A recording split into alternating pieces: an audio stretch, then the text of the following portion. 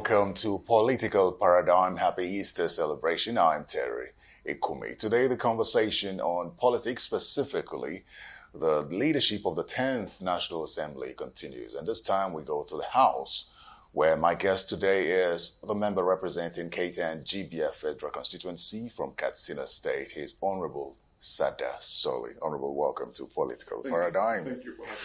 It's nice to sit with you. I follow you in the House, and you are one of those lawmakers that is quiet but brutal. Let's look at your background now, your political background. I know that you were in the House from 2007 to 2011, and then you came in 2019 till date. So let's talk about your political history now. Talk about what perhaps may have prepared you for this big moment.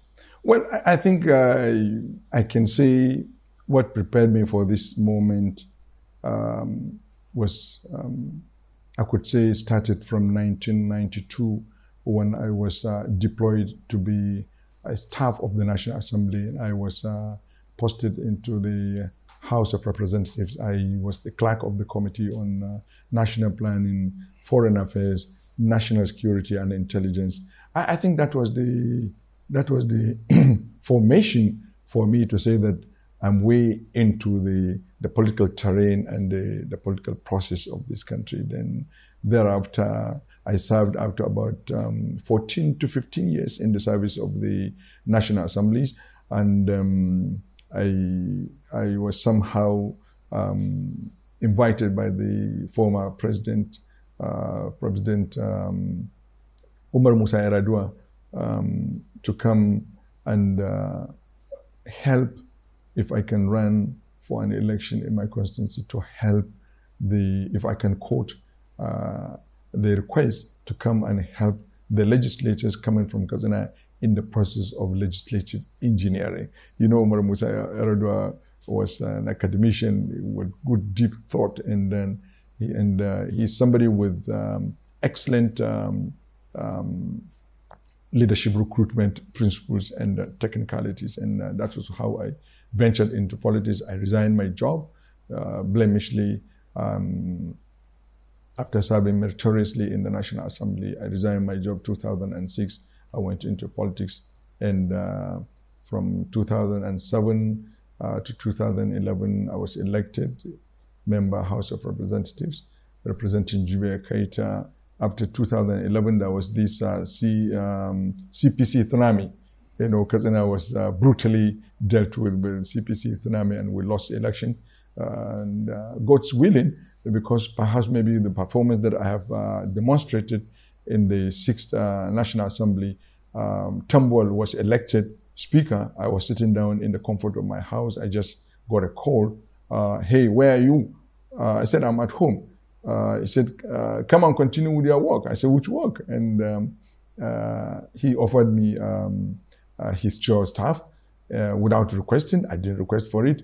Perhaps what I learned later on, it was a group, his friends that sat down, they were searching, and they made a shopping for somebody who knows the institution of the National Assembly, who can not compromise issues, who can actually look at things and say, this is right and this is wrong, this is possible, this is not possible. Great. Let's talk about your ambition now. Why do you want to be Speaker of the 10th House of Representatives? Because I have all it takes to serve the Nigerian public. I have all it takes to revolutionize the National Assembly. I have all it takes to provide leadership for the members of the House of Representatives, because I have seen it all. And what does it take? It takes a lot of things. First, discipline. 2, comfortment. 3, inclusiveness. 4, having the knowledge to understand the dynamics that play out in the chamber. So what stands you out among the others? I've mentioned some names. You're very familiar with these names. In fact, one of them is currently a presiding officer as a deputy speaker. What stands you out? I wouldn't want to say what stands me out, but I would count to say that I'm among the best. Purely because I have the history of this parliament, and the records are there for anybody to see. From the 6th Assembly, what I have displayed, what I have demonstrated, and in the 9th Assembly, if you can count 10 people on that floor without prejudice, without any thinking otherwise, I'm sure I should be among those 10. You know, when we talked about the 2023 general election, specifically the presidential election, many Nigerians said that the task ahead of the next president of the country is huge, considering the state of the country. And I dare say that the task ahead of the next leadership of the National Assembly is equally huge. And I say that because of the perception of Nigerians, which they have of the National Assembly. You are aware of the tag of rubber stamp. If you become Speaker of the 10th House of Representatives, how would you address that? You see, in the first place, I don't even understand the meaning of rubber stamp. I don't understand the meaning of that. Is it having a harmonious working relationship with your partners or with an arm of government that is rubber stamp? Whatever has been brought on the floor of the National Assembly in the 10th, in the 9th House of Representatives, it was deliberated passionately, discussions ensued, debates ensued, and resolutions were made. All of these were made in consideration of looking at the interest of the country. Is it doing things that will move the country forward, or doing things that will progress the country, or doing things that will make things easy for citizens? Is it that what you call rubber stamp? Whatever has been done by the House of Representatives for the executive to achieve its legislative agenda, to achieve their policies, is in the interest of the country. It's not in the interest of President Buhari. Does this seem to you like it's one-sided? On the one hand, you tend to believe that the National Assembly has a very good working relationship with the executive arm of government. And while it seems that you claim to have worked harmoniously in the interest of the country, you and the rest of your colleagues agree that there are certain legislations, especially motions, that the executive have failed to implement, which you believe would have been in the best interest of the country.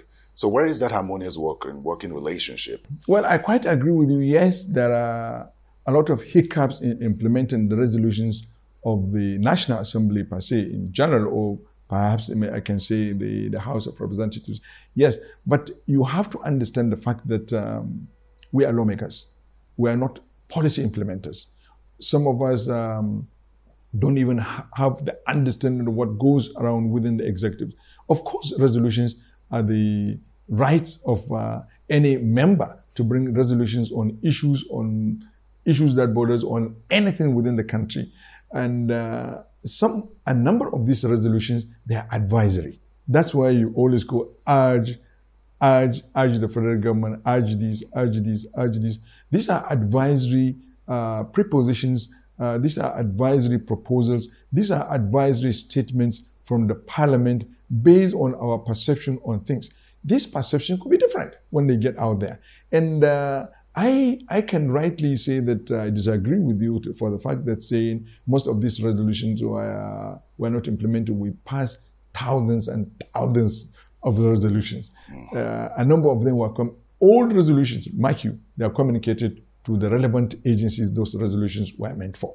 And you won't know, I have received a number of letters from agencies where we passed a resolution commending us for those resolutions and then telling us they are working on those resolutions. But the person outside there may not know.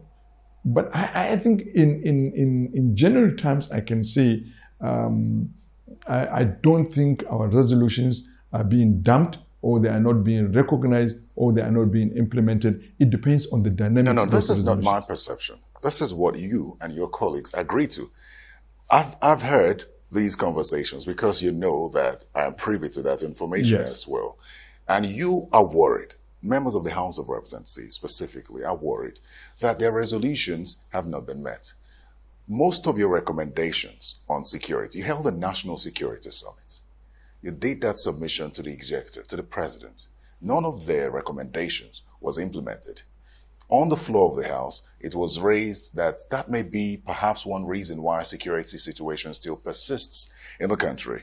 You invited the president. The president did not honor that invitation. If you become leader of the 10th Assembly, would you be satisfied with inviting the president over a national matter, and he wouldn't honor it? No, you see, that invitation that was made for the president, politics, there are dynamics that play out. There are backdoor channels how you can sort out issues. Parliament is a representational group. We represented shades of opinion, different people around the country. And when we pass a resolution, when we made an invitation, the expectation it should be honored. But yet, there are ways that you can look at some of these things and see where you can achieve your aim without necessarily pushing it far. And I think with the invitation of the president, I think somehow, somewhere, we use the other channels that we have in communication, and then we have achieved what we wanted to do. You think you went too far with inviting the president? Not really too far, because he can be invited. He is serving the country, and the parliament has that leverage, has that opportunity, has that advantage, and has that right to invite anyone to come before the parliament and answer certain things that need some clarification. And on the issue of security, a number of things, a number of issues that we have discussed on the floor, because if you check my legislative efforts on the floor, 80% of them borders on security, because I've come from an area that is challenged, that is facing a lot of security challenges. And I can tell you with certainty, 70% of those legislative efforts were honored. If you look at the level of insecurity now in the Northwest, it's relatively going down. If you look at the security issue in the... Well, if you're being specific, because the reason the House held that security summit, it was a special security summit, yes, was because there had been too many motions right on security. Right. And the House felt the need to organize something right where stakeholders would be invited and resolutions which cut across different strata of society right would be made and then transmitted to the president. Right. You also agree with me that about weeks or months after that was transmitted to the president, right, there were motions on the floor of the House right saying that the security situation in the country persists because right perhaps the executive have failed to look at those recommendations.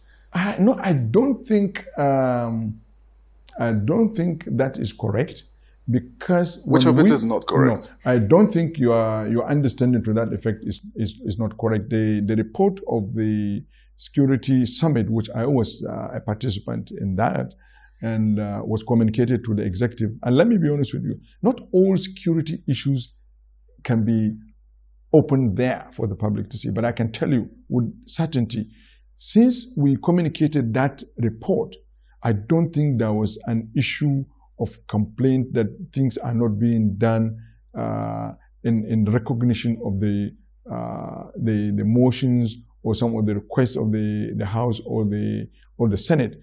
And since then, after that summit, when we communicated the report, if you observe the security situation, where in areas where we requested some intervention, this thing is coming down. Since if you can cast your mind back, I'm sure you will recognize that some efforts are being made. When last have you had some issues along Abuja-Kaduna Road? Because drastic operations was conducted, and then a lot of open space was occupied by the security agencies, and also a number of efforts are being made in the Northwest.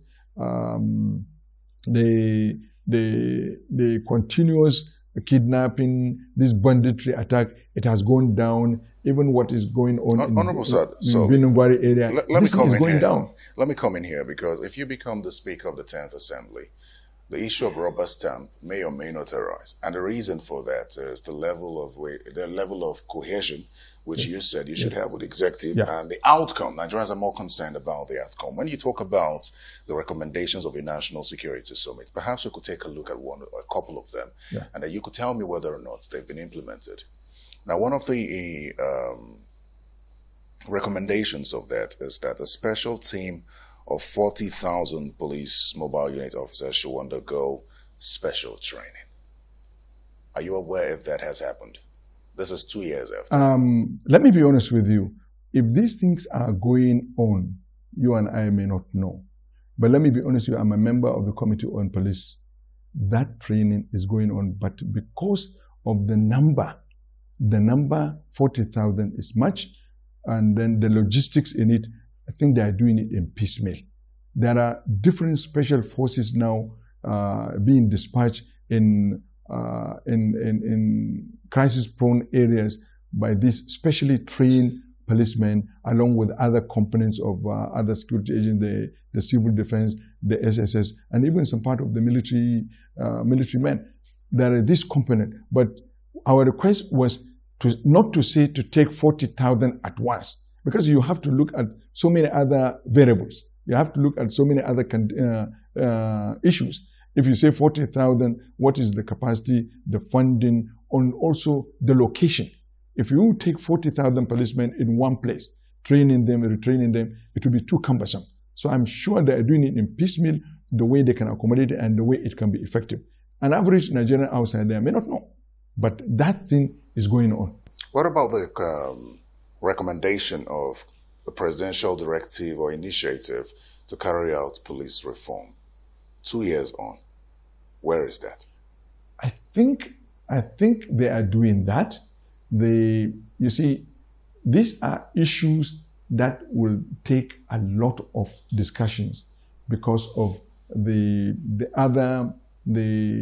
some of the components of the security aspects that should accompany with it.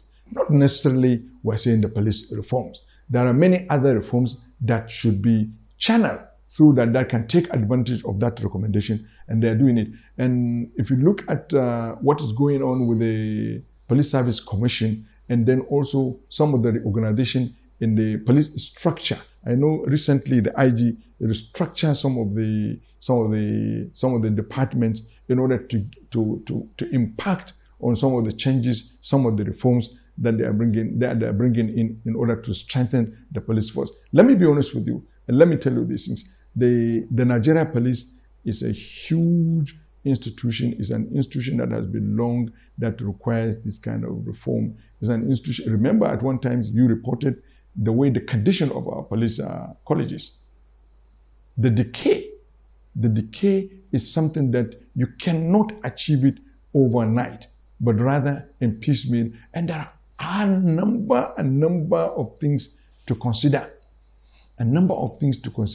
Before you achieve this. But let me be honest with you, this thing is going on, not necessarily, you and I may not necessarily know, but being a member of the Committee on Police, we do go on oversight, we do call them for briefing, they do call us for one or two things and reporting progress on how far they go, because it borders on security. There are certain things that we naturally keep quiet. All right, let's move on from that, but let's stick with the perception of the public of the National Assembly. Now, on the other hand, on one hand, you say that the National Assembly is not a rubber stamp assembly, but Nigerians would point to instances.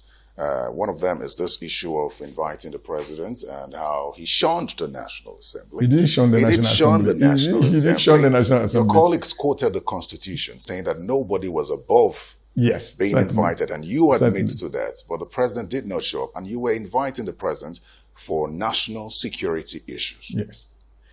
Here you say that there are backdoor channels to address some of these things. So I ask you again, if you become Speaker of the 10th House of Representatives, would you say that inviting the president to the National Assembly would be out of place? No. Inviting any Nigerian would not be out of place, depending on the conditions and the circumstances. So on what conditions or circumstances do you believe that the president, under you, can ignore your invitation? I don't think the president can ignore. Remember who is Bola Tinubu. He's a seasoned politician. He's a very inclusive individual. He's someone who very strategic in his way of doing things. And he has a number of ways of intervention. I think things will be done. So you believe that, unlike President Muhammadu Buhari, President-elect Tinubu, when he becomes president, he would honor the invitation of the House of Representatives. Even President Buhari did not decline that invitation, but it is in the course of that invitation, some other thoughts came up, and then we delegated the leadership to take up that. You know, there are a number of considerations when you do certain things, and when you take a decision in a group like that in Parliament, there are times when you go back and sit down and look at how you can achieve, how you can have a middle ground position, how you can achieve what you want. And those considerations came up. But let me be honest with you, Bola Tinubu and President Buhari are two different individuals. And then the circumstances Buhari found himself might be different from the circumstances Bola Tinubu will find himself in as we move forward. Your colleagues say that he was ill-advised by the Attorney General. Do you agree? It's possible. It's possible. So on this issue of the rubber stamp, there are some of your colleagues I've spoken with off camera who believe that to sort of begin a 10th assembly that would not take the tag of rubber stamp of the 9th assembly, even though you don't agree to that, it would be important for the party to allow the members-elect select their leadership. Do you agree? I don't agree with you on that, because there is hierarchy. There is a majority party, there is a minority party, and there is the way we do things. There is a precedence. And the Parliament is an institution that respects precedence. It's an institution that respects inclusiveness. You see, right from the word go, even when you have a majority of one person, the minority do have that understanding of allowing the majority, no matter how slim it is, to produce a leadership, because that leadership will be much more amenable to the executive, which is also in majority, so that it can engender good working relationship with the Parliament, rather than having an opposition leading the Parliament relating with the majority executive. It's always there is that kind of suspicion. But that's the situation we almost find ourselves, isn't it? You have a 10th assembly where the minority outnumber the APC majority. So the minority parties are now referring to themselves as the greater minority, greater majority. Are you not worried about that? We're not worried about that, because we know each other. That greater majority, the greater part of that greater majority minority has a good working relationship with the majority party. We know ourselves. We know that alliance can work, because these are a collection of Nigerians who have Nigeria at heart. But you do realize that a lot of them are new members. We have realized, yes, we will end up about 60%. We have interacted with a number of them. We have found out these are people that are ready to render public service in the interest of Nigeria, not in the interest of the bickering of the interest of their political parties. You see, Nigeria is at a crossroad. Nigeria needs to move forward. Our colleagues are aware of that. We are coming out from different and very difficult election that was the electioneering campaign was so acrimonious, so challenging, so threatening, and we are all aware of all these dynamics. And I can tell you, the greater minority majority parties that are our colleagues, a number of them are our colleagues. We talk with them. They are waiting for leadership. They are waiting for direction from the majority party, and I'm sure we'll work together. Senator Aline Dume is already alleging that money is already exchanging hands to select the leadership of the 10th Senate. I don't know, is that the same thing in the House of Representatives? Well, I know that money is playing out or is creeping into the politics of National Assembly, which at one of my discussions with somebody I say is very dangerous. It's very dangerous because in the history of National Assembly, in my history of National Assembly from 1992 to date, this is the first time I observed the role of money creeping into the politics of leadership of the National Assembly. It's a very bad thing. It's a bad precedent. But I can tell you, those parties involved or those individuals that are involved or coming together, voice of reasons is coming up, and people are calming down so that we will not destroy the sanctity and the process of emergence of leadership in the National Assembly. It will be extremely dangerous for the National Assembly's leadership to emerge on the basis of money. It will be extremely dangerous for those of us that are aware of the history of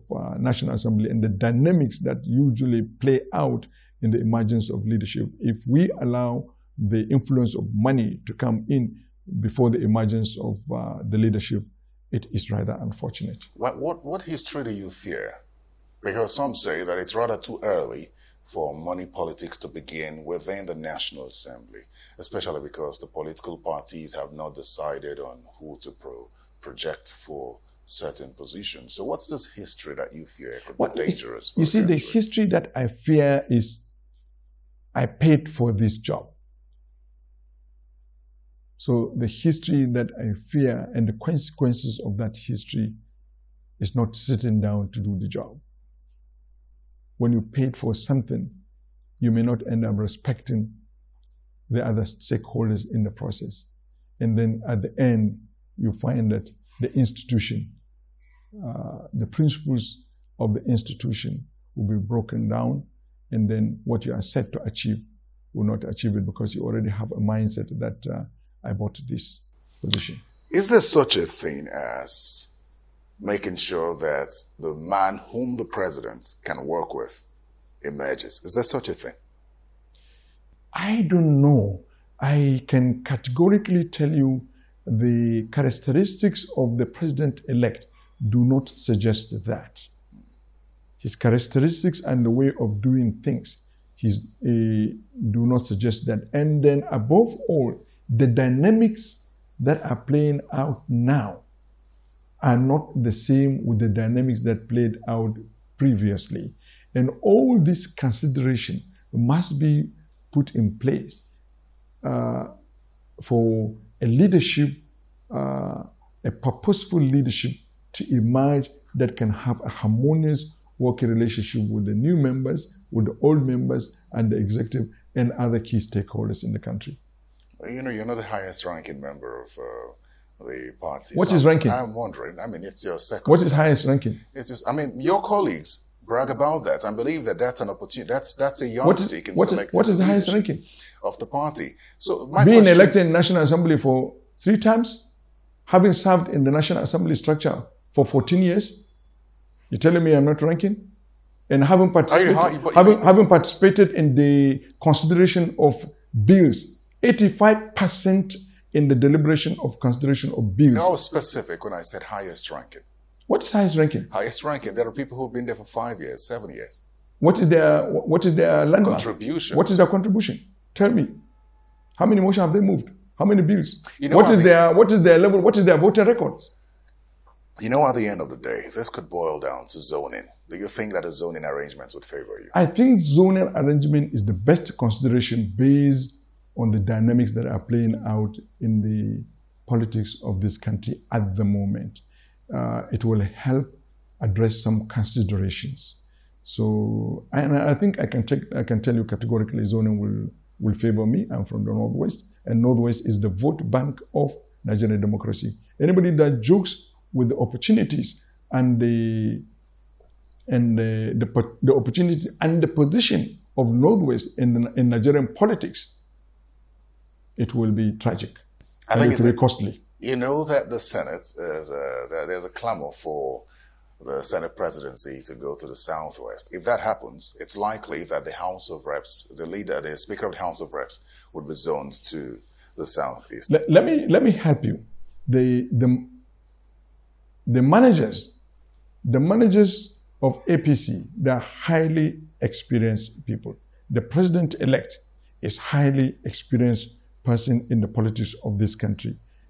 And I'm sure they will also tap the experience of President Muhammadu Buhari and people around within the system to help them look at some of these issues and make a reasonable consideration whereby attention will be given where attention should be given. I didn't want to get involved in the politics of the Senate because it's entirely a different chamber. I do not want to comment about that. But when we concentrate on the opportunities and the advantages the House has in the whole process, I think it is an institution that should not be joked with. You know, I'll ask you the same question I asked Senator Musa Sani. Religious balance in selecting the leadership of the 10th Assembly. And I asked him this question. I said, why are you in the race for Speaker when the President and Vice President are both Muslims? Are you asking me why am I running as a Speaker? I think religious consideration is very important, particularly based on the current happenings in the political arrangement of this country, based on the way the whole things have come to be and based on the perception, general perception out there. It is a very, very important factor that should be considered for a country like this country. God has his own purpose for bringing Muslims, non-Muslims together. God has purpose for that. So every consideration that should be given that will accommodate every shades of interest in this country, be it religious, be it regional, be it tribal, whatever it is important. This consideration must be put on the table, and reasonable and disciplined and fair decision should be taken in order to accommodate everybody. This country is a big country. This country has a beautiful history. We must not attempt in any way to change the good history of this country. So I think it's fair enough if religious consideration and other consideration are put on the table when these issues are being determined. So you believe it is fair that the Speaker of the 10th House of Assembly, 10th House of Representatives, should be a Christian? If the consideration proves that, why not? But shouldn't people like yourself, who believe in fairness and who are seeing the agitations across the country, especially in the southern part of the country, especially among the Christians as well, even the Christians in the north, shouldn't people like you who believe in fairness and balance be pushing for that? Let me just correct you. The Christians are not only in South. I said north. I said northern Christians as well. The Christians are all over this country. The Christians are all over this country. And when you talk about the Christians, then are you not talking about the Muslims? But what we are saying, and I do not want us to overflow this issue of religion. We should pass. We should pass beyond that. And the issue of Muslim, with the election of Bola Tinubu, it has been addressed. But other considerations, other agitations, it's also incumbent of those that are managing the affairs of these resolutions also consider these nitty-gritties. There are some controversies around you. Around me? Around you. I'm wondering whether you're concerned. You want to be Speaker of the 10th House of Representatives now. And I'm wondering, are you concerned about how Nigerians perceive you, especially with regard to the controversial water resources bill? Oh, I know. That's a very important issue. I don't think it's a controversy around me. Nigerians are not informed about that. That water bill is not a private member bill. It's an executive bill that was introduced in the House in 2017. And then that bill passed through the House, and then it was not communicated or it was not assented to. That was in the 8th Assembly. It was an executive bill, and the person that first moved for the first reading and second reading of that debate is the current Speaker when he was the majority leader, whom he is in charge of executive business. And that bill somehow was not communicated, or then the 9th Assembly came. I remember what the rule of the House said. That is Order 12, Rule 16. Order 12, Rule 16, where a bill has been passed in the House or in the Senate, and it has not been communicated or it has not been concurred in the previous assembly. Then in the current assembly that comes, that bill they will take it to the committee of the whole, and it will commence debate de novo.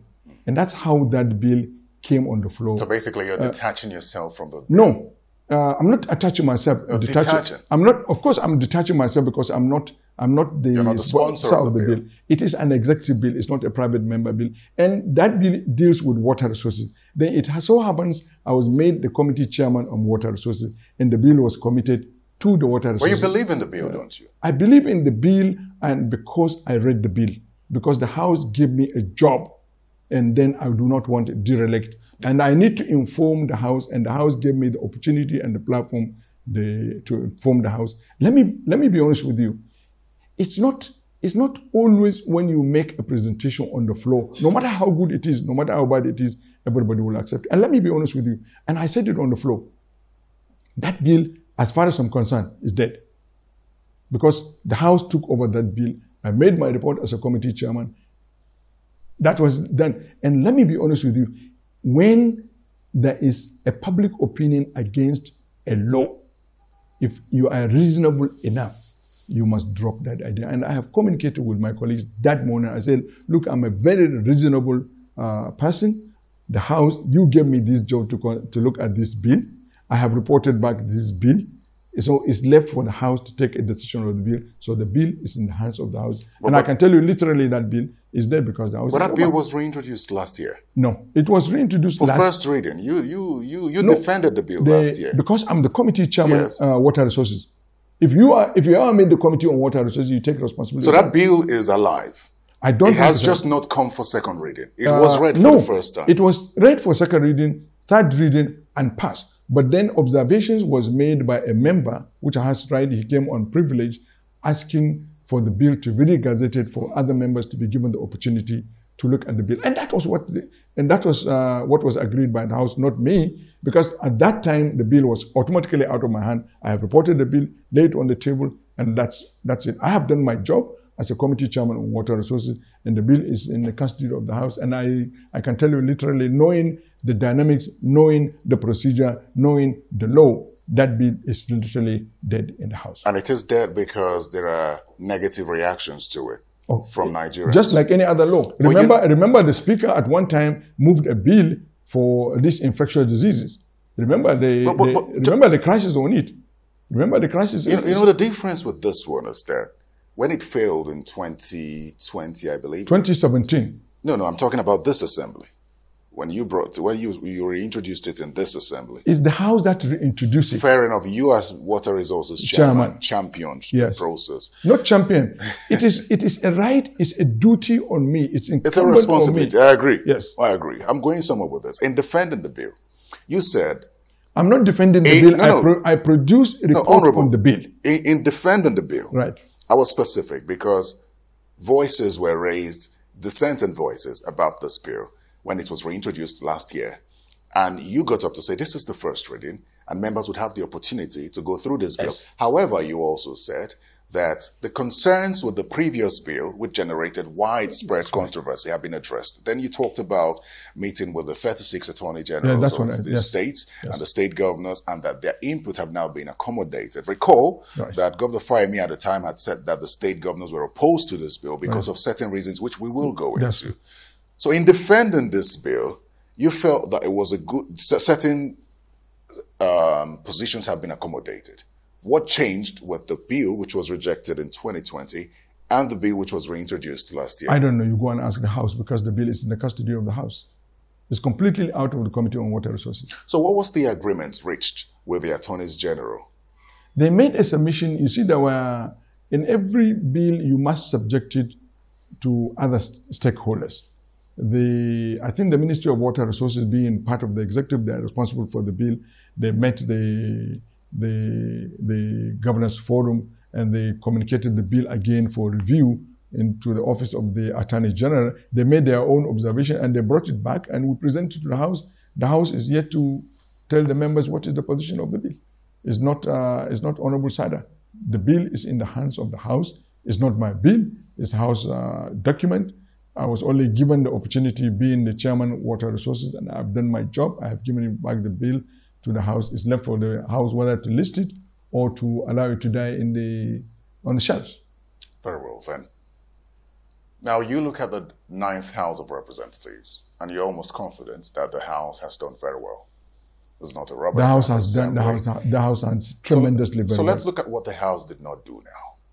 From your perspective, as someone who is vast in legislative matters, in what areas did the House of Representatives fall short? And what would you do to address it if you become Speaker? I can't say we'll fall short because we can't achieve everything at the same time. We had a very articulated, very strategic and robust legislative agenda, which was organized by Speaker Femi, who has done very well for doing that. It was quite rich legislative agenda, which to achieve that within 4 years, it is absolutely impossible, but we have done our best. In an areas that we need improvement, which the next assembly should concentrate, is on issues of public sector governance. Then also improving the capacity of the MDAs. Then also looking at the legislation on Fiscal Responsibility Act. It is a very crucial legislation that the next assembly should pay attention. Then also the issue of our procurement process. It's extremely cumbersome. It's not in tandem with our culture and the conditions that we found out and the dynamics that are playing out, because our procurement process to date, we are still implementing the 2022 budget. We are going up to May, we extended up to June because of the seeming lack of capacity of a number of the MDAs, not because of lack of money. Because the government is implementing its budget for the last 2.5 years, 100%. The funds are available, but let me be honest with you, we must look and reform our public sector governance. And to do that, we must look at the Fiscal Responsibility Act and also review and redefine our procurement process. The Procurement Act must be looked at so long as we needed to get out of this extension of Appropriation Act year in, year out. Up to this moment, we have not started implementing the 2023 budget. And then you can imagine the impact. When you look at the House of Representatives, one major concern of Nigerians is its oversight function. There are concerns as to whether or not the National Assembly is living up to its oversight function. And that is very visible with perhaps the records that come out of these MDAs, which you talk about. Yes, indeed, we need to improve the capacity of the National Assembly. There are many other things that we need to do differently, owing to the fact that I know the history of the National Assembly, I know the dynamics that have been playing out. We need to improve the capacity of the staff themselves. We need to improve the management on how we do things, and we need to improve the capacity of members. Training is very important. That's why we face the disadvantage of the high turnover of members of the National Assembly. Now we have about 240, 250. Let me be honest with you. To be honest with you, we are virtually going to start afresh because there is no institutional memory. And that is in itself will affect oversight because a number of our members are new. They need to be trained. They need to sit down and learn the job. And then before they could articulate how they challenge the MDs. Remember, the MDs have been there. Some of them are experienced civil servants. Some of them are very, very technical. And then, fortunately or unfortunately, we have new members, young members coming into the institution of parliament with all its challenges. It will impact on the performance of the legislatures, and also it will impact on the effectiveness of oversight. But above all, money plays a great role in oversight of legislators. We must, being a speaker or having the opportunity to be the speaker, I would definitely put this before the executive, discuss with all the necessary stakeholders, and also inform Nigerians, lobby Nigerians, make Nigerians understand that the parliaments need to be funded for us to produce the desired result Nigerians want. Well, we're speaking of funding. So how then do you react to Nigerians who don't believe that the National Assembly members should be earning as much as they are? Do you know my salary? My salary was determined by Revenue and Fiscal Mobilization Commission. And how much just is like it? any other political appointee. I think my salary, I think the basic is around 136,000 naira, 46 kobo. But if you put it with all the allowances, it's around 887,000 naira. Can you believe I'm being given 50,000 naira to maintain my car in a month? You say 50,000 is not enough. It's not enough. You know. So how much is enough? By the time the subsidy of petrol is removed, how much is now? Remember, the car that I'm being given was given to me by loan, on loan. What are the other allowances that make up the 800,000? There is housing allowance, which is a normal component that was determined by Salaries and Wages Commission, just for any public servants. Then entertainment allowance, I'm being given 43,000 to entertain people in my office. But people don't know, and we'll open the books, we'll educate Nigerians. Given me the opportunity as the speaker, we'll definitely make ourselves available. We'll be accountable to Nigerians. We will tell you, because I'm a creator of National Assembly, we will tell Nigerians the way it is. Perhaps maybe we didn't take the best way of communicating with Nigerians. Yes, of course, some Nigerians will say what members of National Assembly are taking. What are we taking? What is the Minister of Government taking? What's the Director General taking? What's the Permanent Secretary taking? Why didn't they ask about these things? Are they not part and parcel of public sector governance? But yes, of course, we are out there. We are the president of the people. We are open to scrutiny. We are more up there. We are the people that are easy to access. We can subject ourselves to all these things, but Nigerians should be fair to us. We will open the National Assembly. Let them come and see. The buildings, we don't own the buildings. Whatever it is, owned by the Federal Capital Territory. Even the maintenance, to maintain my toilet, I have to write to the FCDA. The management, they have to write to the FCDA to come and maintain my toilets. In the office, to maintain my AC, the ACs are not working. We go cap in hand. For the last 20 years, National Assembly was not renovated. If it is the function, if it is the right of the National Assembly, we would have done that. We would have put it in our budget to do that, to maintain our offices.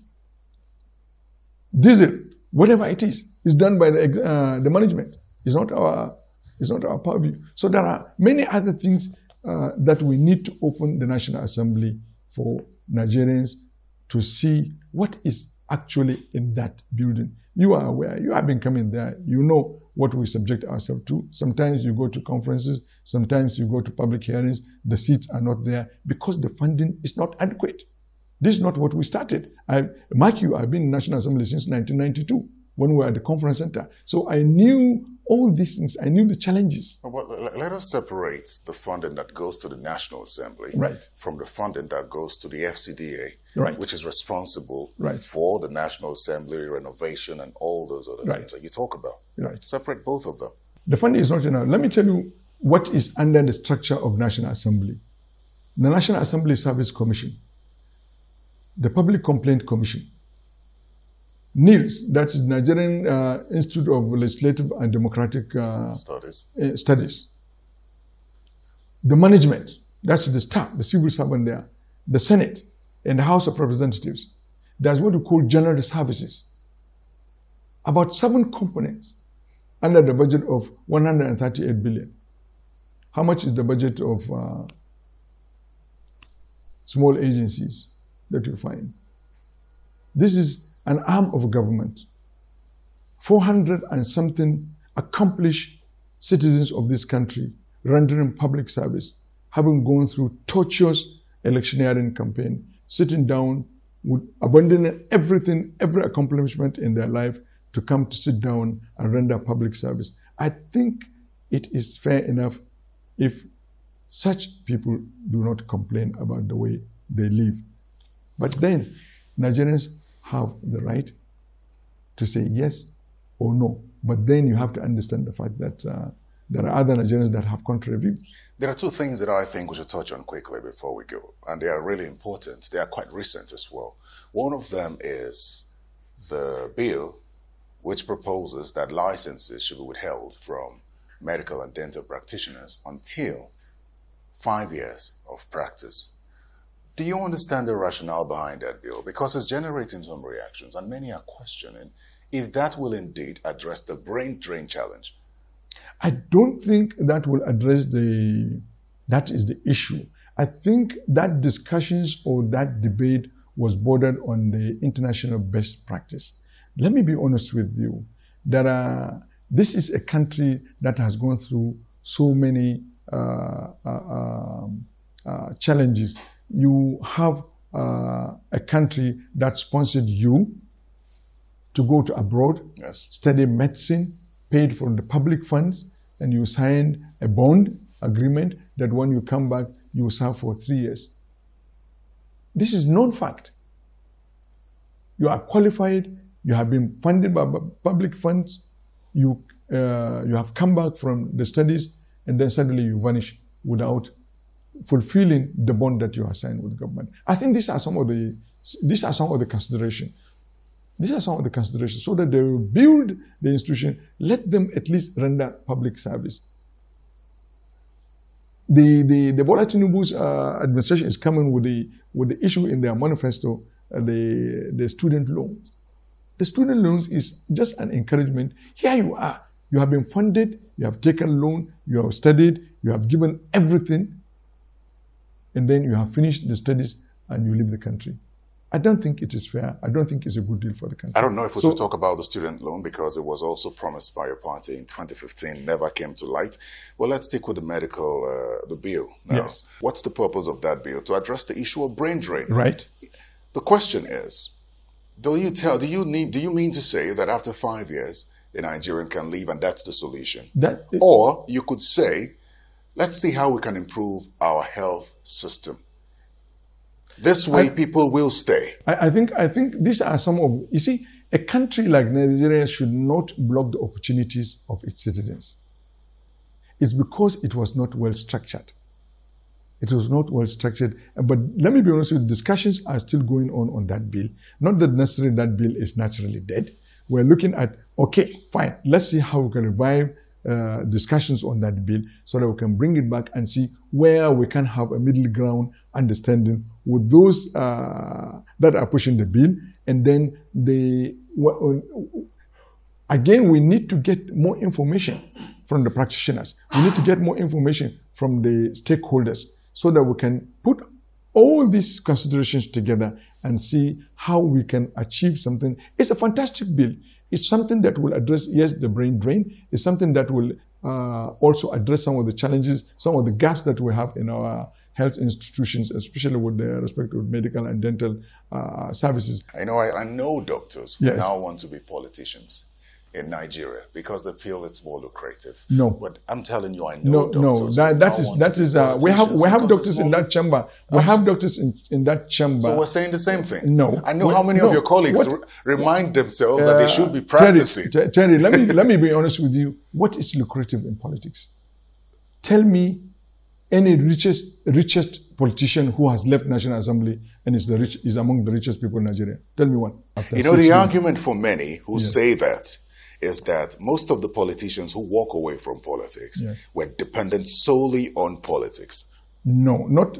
So they didn't have investment. They didn't have fallback plans. And that's why they don't want to leave politics at any point. Let me help you because you are perceiving politics as if it is an enterprise. No, politics is not an enterprise. Politics is a public service. Anybody who ventured into politics, let me be honest with you, and he thinks that he will get the money, is a crook. Honorable, as we round off this conversation, let me ask you this question quickly, and I hope you can answer quickly. Proliferation of institutions is a problem in the National Assembly. Yes. When you become Speaker of the 10th House, if you become Speaker of the 10th House, how would you address this? We will address that. That is the beauty of having an experienced person to be the Speaker. Because it's not everything that members come with. That is, we will create an advisory committee that will look at these issues. Members are very amenable to corrections. This is one beauty things that I've understood with members of the National Assembly because we are guided by the rules and regulations on how we do our things. So our members are amenable to corrections. Our members are very disciplined in doing things in accordance to procedure. when you have these things, yes, that proliferation of institutions is a source of concern to all of us. Let me be honest with you, because we see what is going on.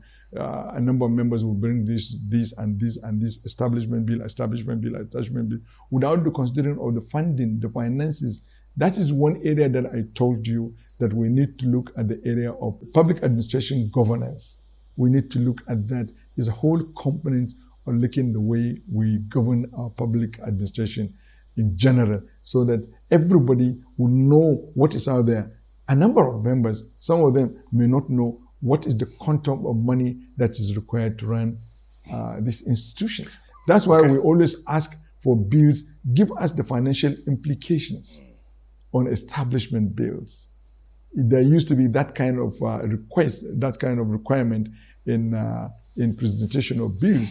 It's incumbent of a member to tell the House or the National Assembly or the Senate, the House, to tell the financial implications of establishing this institution. Okay, and we have institutions like NILS that they are to also make analysis. We have what we call NABRO to make analysis of these bills, so that members will come on the basis of knowledge when they are producing these things. Honorable Sada Soli, I'd like to thank you very much for your time, and I wish you well in your ambition to be a Speaker of the 10th House of Representatives. Thank you, Terry. I'm grateful. Well, that's Political Paradigm. Thank you very much for your time. I'd like to remind you that you can catch this episode and others on YouTube. Simply go to simply search Political Paradigm or go to channelstv.com. Thank you very much for your time once again, and once again, happy Easter. I'm Terry Ikumi. Bye-bye.